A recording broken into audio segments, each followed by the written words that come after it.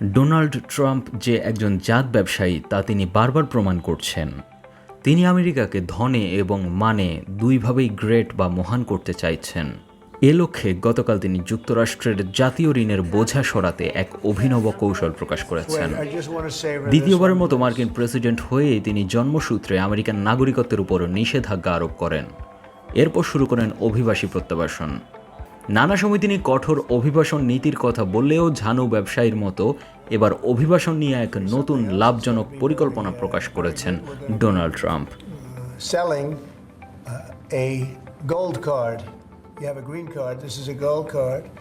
We're going to be putting a price on that card of about $5 million, and that's going to give you $50 lakh বা বাংলাদেশি মুদ্রায় 60 কোটি টাকার বিনিময়ে বিদেশিদের কাছে একটি গোল্ড কার্ড বিক্রি করার পরিকল্পনা করেছেন ট্রাম্প, যা সেই ক্রেতাকে মার্কিন নাগরিকত্বের সুযোগ দিবে।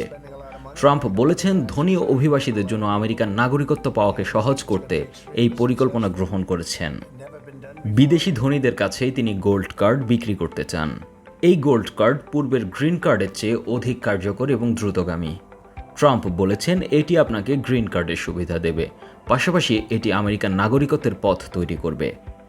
ধনী ব্যক্তিরা এই কার্ড কিনে আমাদের দেশে আসতে পারবেন।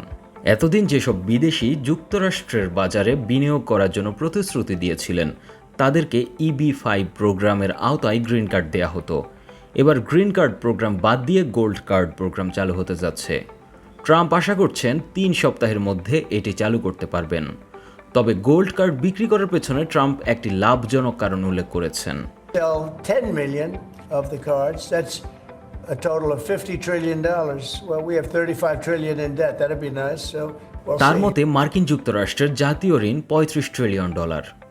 তিনি আশা করছেন 10 মিলিয়ন বা 1 কোটি গোল্ড কার্ড বিক্রি করে $50 ট্রিলিয়ন আয় করতে পারবেন।